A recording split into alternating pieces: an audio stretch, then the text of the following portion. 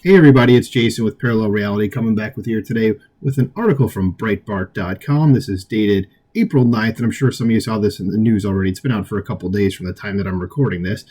And the article is entitled that NPR employs 87 Democrats in editorial positions and 0 Republicans in DC newsroom. As if we didn't already know that. I mean, there's been hashtags going on for years at this point of defund NPR. And if I was made authoritarian ruler of the world, I certainly would go ahead and make sure NPR is defunded because it is nothing more at this point than a government propaganda network. But let's go ahead and read into this a little further. So it says, Far Left National Public Radio, or NPR, employs 87 registered Democrats in editorial positions but 0 Republicans in the same positions in its Washington, D.C. headquarters, NPR senior editor Yuri Berliner wrote Tuesday. I'm probably mispronouncing that, and I apologize. Ms. Berliner, who admittedly leans left, wrote a scathing article about NPR's illiberal newsroom, slamming the taxpayer-funded network for refusing to address a diversity problem within the office. So, in an article published in the Free Press, Berliner said that he opposed many of the left-wing and perhaps false narratives NPR spun about the coronavirus lab leak theory, Representative Adam Schiff, dumbass of California, the Don't Say Gay bill, Hunter Biden's laptop, former President Donald Trump, and the 2016 Russia hoax.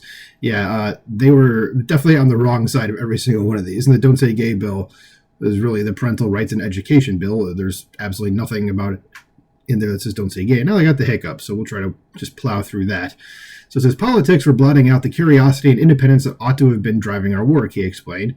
His concerns came to a head when he told management in 2021 that NPR, which presents its news stories as unbiased, had a bias problem within the network. And that was just coming out in 2021. Like, I'm sure this was happening before that, ever since a certain orange man took office. So you could probably date it to a bit beyond that, I would go ahead and say. So it said, Berliner reported, he said, so on May 3rd of 2021, I presented the findings at an all-hands editorial staff meeting.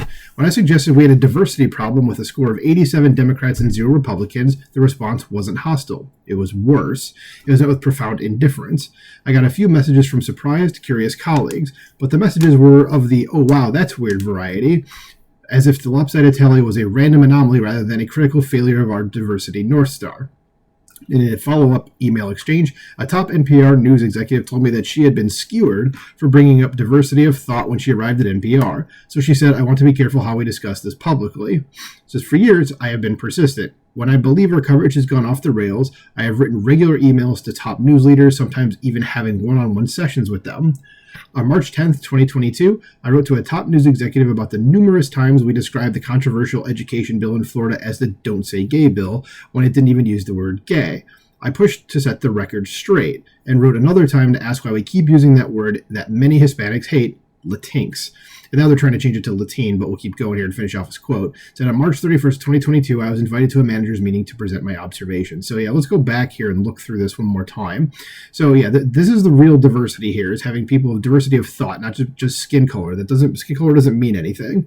Okay, so he's 100% right to bring this up. And, I'm glad it's somebody on the left pointing this out, so it doesn't look like it's, Republicans pounce or some other BS like that.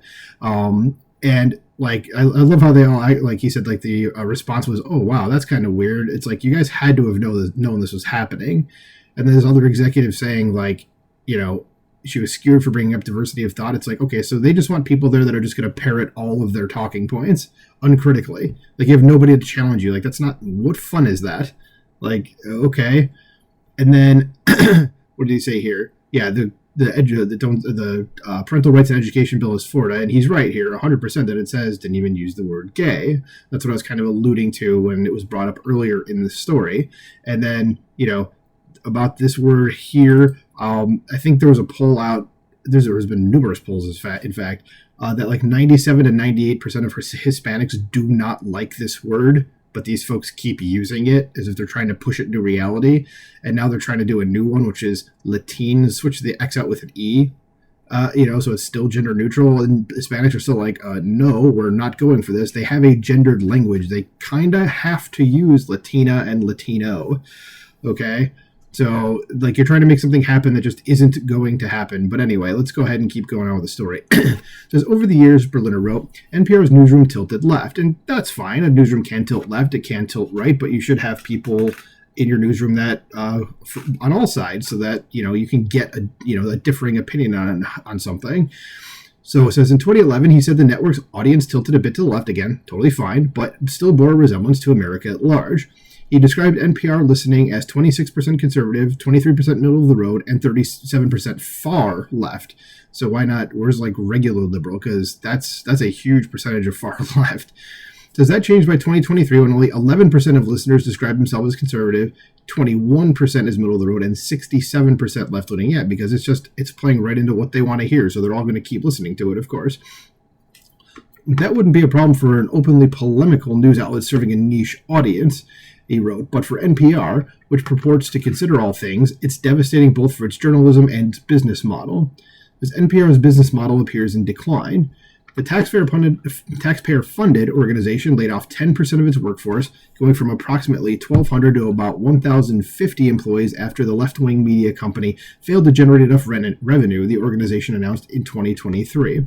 So taxpayer funds subsidize NPR's budget by nearly 11%, and I think that should stop.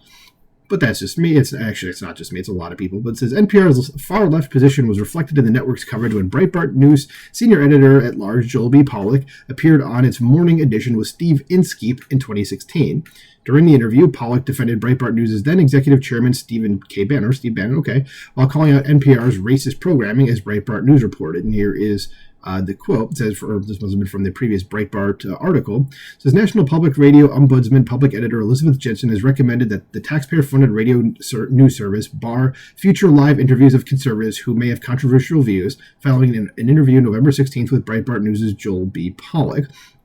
It says the update on November 21st, must have been in that same year. It says NPR has clarified its policy and says live interviews of conservatives will continue. Yeah, because of course that would be, it's like, why should the government continue to subsidize you when you're discriminating against people, which as far as I remember is against the law.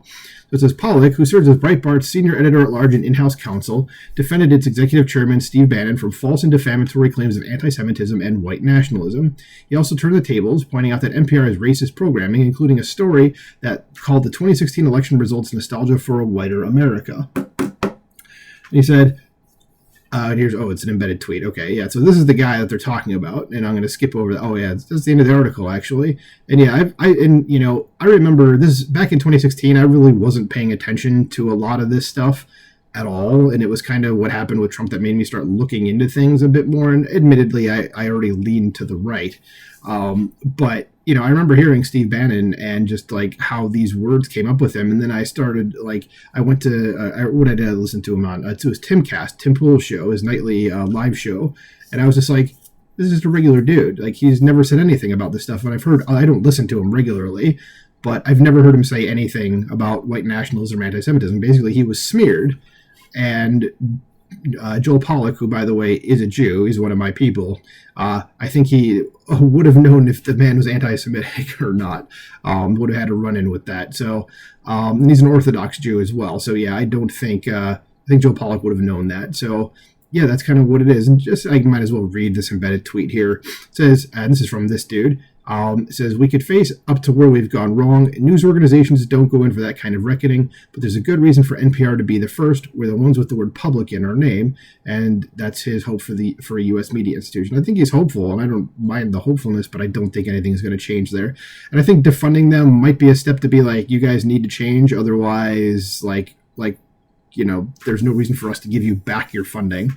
But again, I don't really see that happening. But let me know what you guys think about this. Are you surprised that NPR has basically just Democrats in its DC newsroom and no Republicans at all? Are you surprised at their political bias? Well, let me know what you think in the comments below. Like, share, subscribe, and I'll talk to you soon.